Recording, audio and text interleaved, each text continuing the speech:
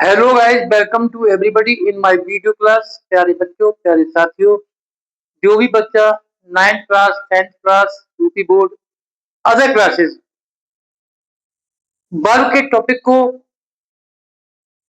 Reading कर रहा है, स्टडी कर रहा है फॉर एग्जामिनेशन, प्यारे बच्चों, उसी क्लासेस में आज पार्ट 4 में वर्ग फिल करने के टिप्स में कुछ न्यू रूल्स के साथ मैं आज इस टॉपिक को क्लियर करूंगा।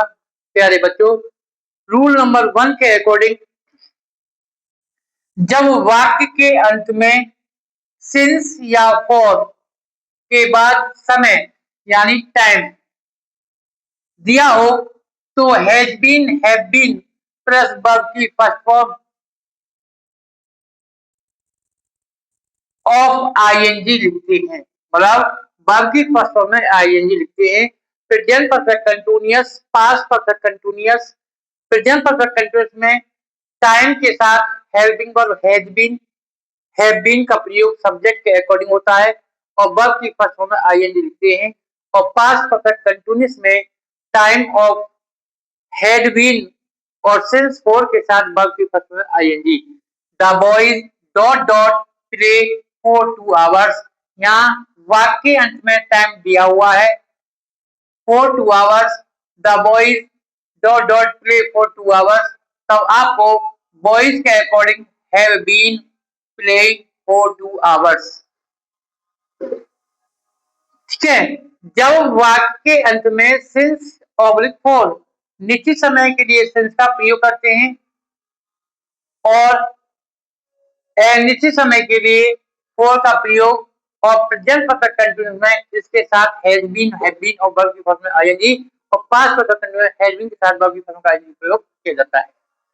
नेक्स्ट रूल, जब किसी वाक्य में यट या सो फार अभी तक आ जाए, जब किसी भी सेंटेंस में यट या सो फार, सोफा का मीनिंग होता है अभी तक आ जाए, तो उसमें सब्जेक्ट के अनुसार हैज, हैव तथा वर्ब की थर्ड फॉर्म लिखते हैं।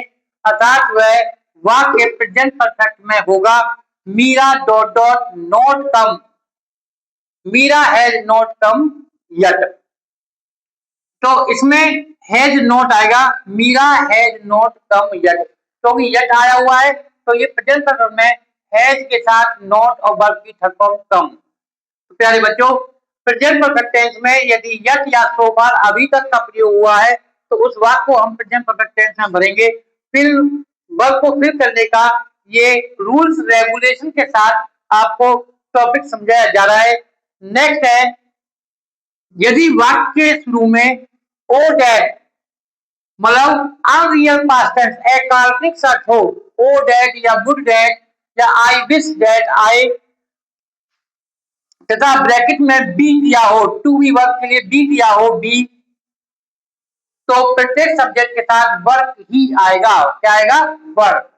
ये अनरियल पास्ट टेंस होते हैं, एक काल्पनिक, जो ऐसी इच्छाएं जो कभी पूर्ण नहीं होती, ऐसे वाक्यों का आरंभ ओ डैट, वुड, काश वगैरह इस प्रकार से o that, would that, I wish का प्रयोग करेंगे। जैसे ओ डैट आई, आई से पहले ओ डैट आया हुआ है, एक काल्पनिक टेंस है past, I dot dot are क्यून और ब्रैकेट में आया बी, तो इस बी का मीनिंग है इस प्रकार o that, would that, I wish that यदि वाक्य शुरू में है तब आपको हर एक कंडीशन में प्रत्येक सब्जेक्ट के साथ वर का ही प्रयोग करना है। काश में एक राजा होता, आई wish that I were a king, तो ये अकाल्पनिक टेंस होते हैं जब वाक्य शुरू में इस प्रकार o that, would that, I wish that आए, तो ब्रैकेट में यदि बी आया हुआ है तो उस बी की कंडीशन में आप हमेशा वर का ही यूज करेंगे। तो प्यारे बच्चों, प्यारे साथियों, वर्ब को फिल करने के टिप्स में ये हर एक टॉपिक बहुत मोस्ट इम्पोर्टेंट है हर एक क्लास के लिए।